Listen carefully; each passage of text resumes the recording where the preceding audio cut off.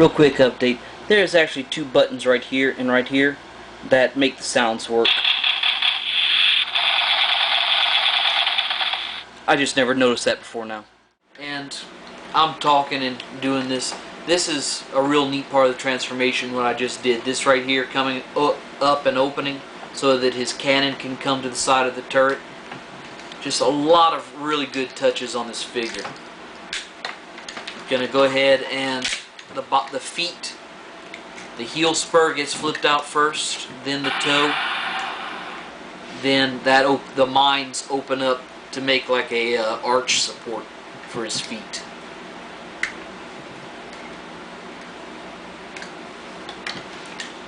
Or actually, they would be the arches of his feet.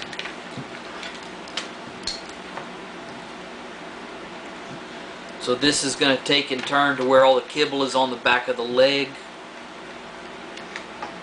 Just going to put that cannon facing forward right there for now. Rotate the shoulder to where the copper is facing forward. Then take and below in the bicep, turn that around. And clip his weapon to the outside of his arm. Do the same thing on this side. And now we're ready for the automorph to get his head out. So we're just going to go ahead and this gray piece right here, we're going to flip that back. And for some reason on mine, his head gets caught. And it goes through all the sounds I went through earlier.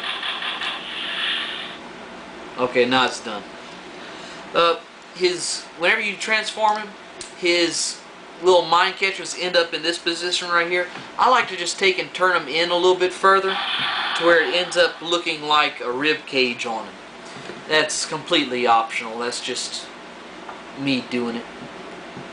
The next part is this right here. Pull these down to the sides, and there is a little bit of automorph. Oh, getting ahead of myself. Turn the turret around to where the barrels face up over him. I was thinking, why is this so low? And like I was saying, this automorph right here, watch this panel right here if y'all can see it. It's going to slide forward next to this barrel so that whenever everything comes back to the front, there's no gap right there. It's very nice. Then all you do is push right here and on his crotch, and the turret clips onto his back and is very solid.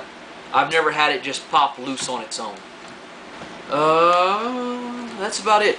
The next thing you want to do is his weapons. Now watch right here. As you push this forward, they have, my finger was in the way, y'all couldn't see that.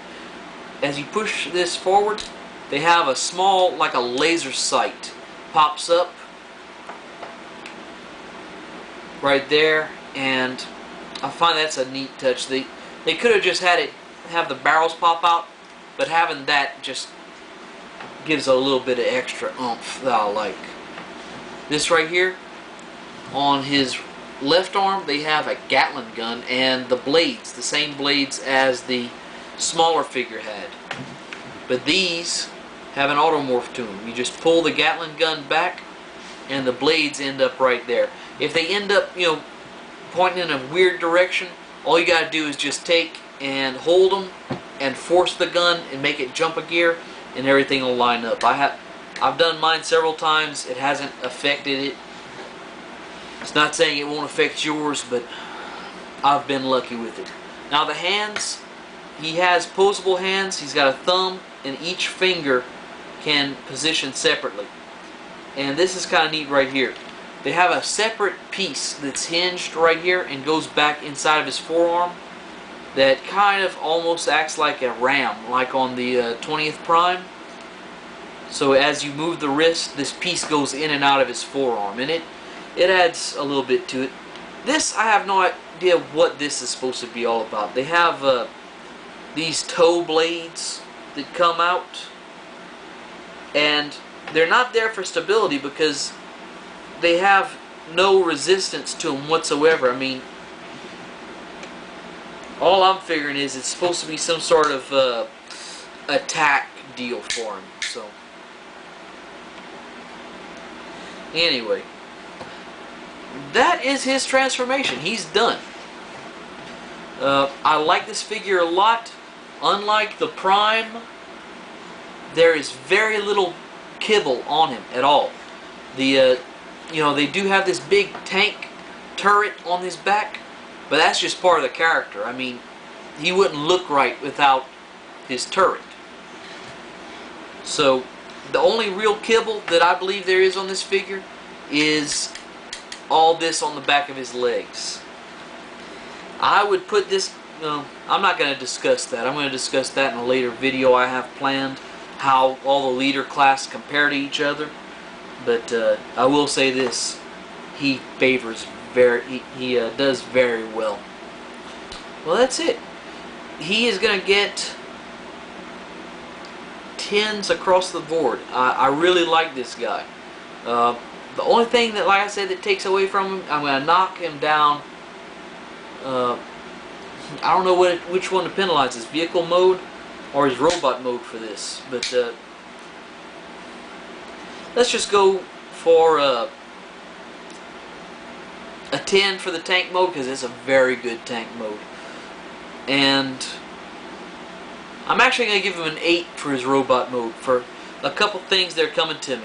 First off is that transformation with the arms going into the legs. As neat as it is, they could have given a little bit of leeway just to make it to where it didn't have to be so exact. The second thing is, if it wouldn't be for his weapon pods on his arms, he has very tiny arms. I mean, little bitty. He has, a big staple in the Transformers is, big shoulders. And this guy, and actually, no, Megatron has bigger shoulders than this. They're just small. I mean, they're tiny. They're itty bitty, teensy weensy. But besides that, great figure. Probably one of the best that this line has to offer at this point. So, y'all have a good day.